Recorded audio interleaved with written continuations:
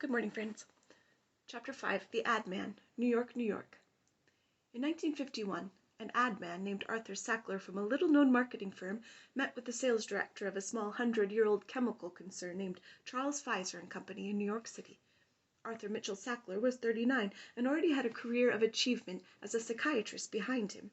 He and his brothers, Raymond and Mortimer, had grown up in New York and the sons of Eastern European Jewish immigrants. They attended college during the Depression, and all three passed briefly through the Communist Party, according to Alan Wald, author of American Night, the literary left in the era of the Cold War. Arthur Sackler began his publishing career in his high school newspaper. During the Depression, he printed single-handedly what Wald called a crude strike bulletin for the Communist Party. Sackler took art classes at night and paid for his schooling with odd jobs.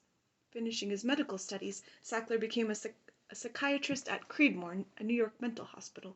There he wrote more than 150 papers on psychiatry and experimental medicine, and identified some of the chemical causes in schizophrenia and manic depression. He was an anti-smoking crusader long before it was popular and prohibited smoking at the companies he would later own. At Long Island University, he started laboratories for therapeutic research, which he later directed and supported with large donations. Meanwhile, he established the first racially integrated blood bank in New York City. Sackler watched medicine change radically during the post-war years. Scientific advances were allowing companies to produce life-altering drugs, antibiotics and vaccines in particular. It was an effervescent time, though less so for medical advertising, which remained plodding and gray even as the new drugs it promoted were changing the world. Sackler saw no reason this should be. He switched careers in the 1940s and hired on at William Douglas McAdams, a small, rather staid medical advertising firm. Before long, one of his clients was Charles Pfizer and Company, then the world's largest manufacturer of vitamin C. The company's newly formed pharmaceutical research department had developed a synthetic antibiotic, first derived from soil bacteria that it called terramycin, and that had proven effective on more than 50 diseases, including pneumonia. The company was moving from chemical manufacturing to pharmaceuticals. Instead of licensing it to a drug company, Pfizer wanted to sell the antibiotic itself. In the office that day, Sackler told the company's sales director, Thomas Wynne, that with a large enough advertising budget for terramycin, he could turn Charles Pfizer and Company into a household name among doctors. Wynne gave him a budget larger than any company had ever spent to advertise a drug. Sackler plastered the media with what would be called now a teaser campaign, said John Caller, a copywriter at William Douglas McAdams at the time. The terramycin campaign aimed at frequent contact with individual doctors, a radical new concept. Sackler put large color ads in medical journals with plays on the word terra, Italian for earth, terra-bona, and some others. When the drug was finally released in America, he placed ads in the same font and color saying terramycin. Meanwhile, Sackler's ad writers in New York wrote thousands of postcards meant to appear as if they were from Egypt, Australia, Malta, and elsewhere.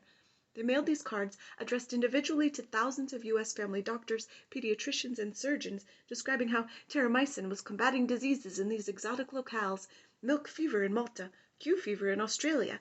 The cards were signed, "Sincerely Pfizer." Doctors already known to prescribe a lot of drugs got extra direct mail. Then Sackler sent salesmen on visits to doctors' offices. They were intensive drives, Caller said. At the same time, we had a very heavy schedule of direct mailings, several mailings at a time to these doctors, along with journal ads. Caller remembered that Sackler paid to have a Pfizer Spectrum, an 8-page glossy house organ, inserted in the monthly Journal of the American Medical Association for a year. All that combined with the drug's efficacy to make terramycin a blockbuster, with $45 million in sales in 1952. Based on its terramycin success, Charles Pfizer and Company expanded to 13 countries and eventually changed its name to Pfizer. Sackler's campaign marked the emergence of modern pharmaceutical advertising, a field that up to then, in the words of one executive, existed but it didn't. Seeing the future, Sackler bought the firm he worked for, William Douglas McAdams. As an aside, he and his brothers also purchased an unknown drug company, Purdue Frederick, formed in the 1890s during the days of patent medicines by John Purdue Gray and George Frederick Bingham. The company had limped along since then, and until our story begins to unfold in the 1980s, it was still known mainly for selling antiseptics, a laxative, and an earwax remover. Arthur Sackler, meanwhile, continued to transform drug marketing. In 1963, he licensed from Hoffmann-La Roche the right to import and sell a new tranquilizer called Valium. Sackler again emphasized direct doctor contact to promote the drug. Detail men, salesmen, frequently visited doctors' offices bearing free samples of Valium. He put booths at medical conventions and frequent multi-page color ads in medical journals. He published another glossy monthly magazine with stories about what well-known doctors were up to, along with other news and Valium ads.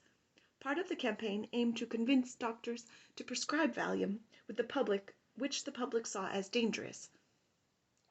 Ads urged doctors to view a patient's physical pain as connected to stress, with Valium the distressor. If the child was sick, maybe her mother was tense.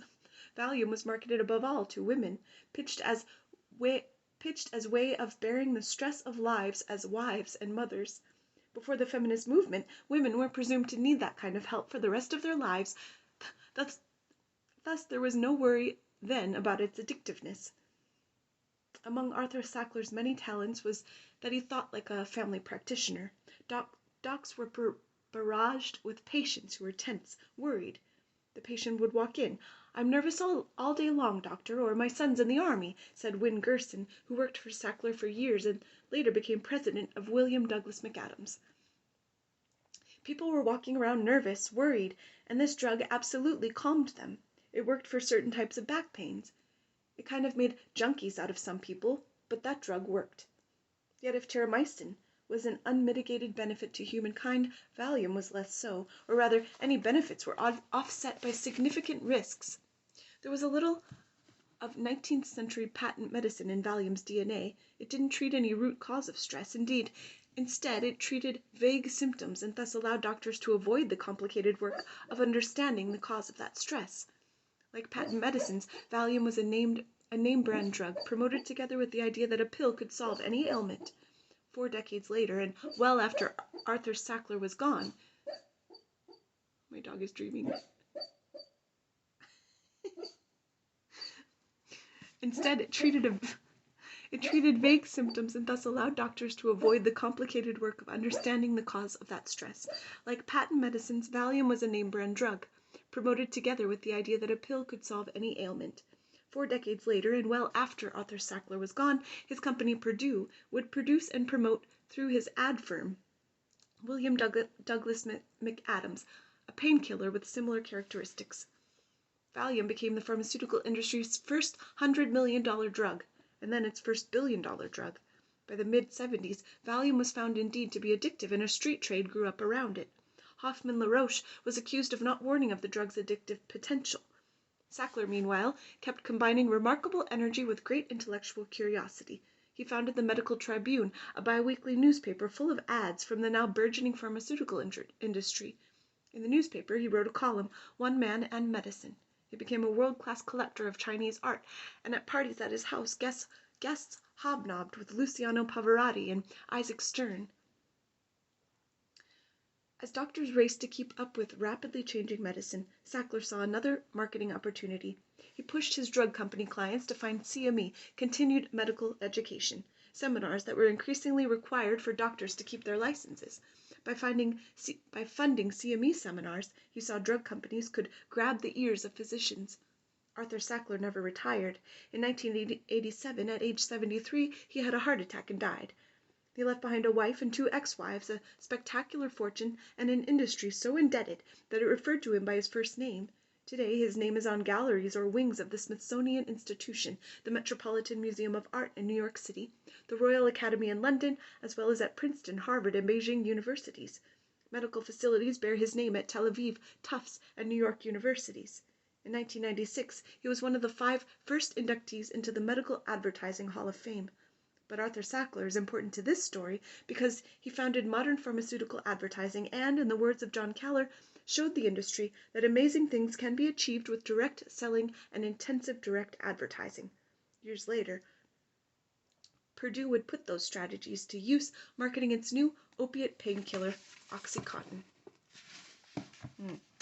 Have a good day, friends.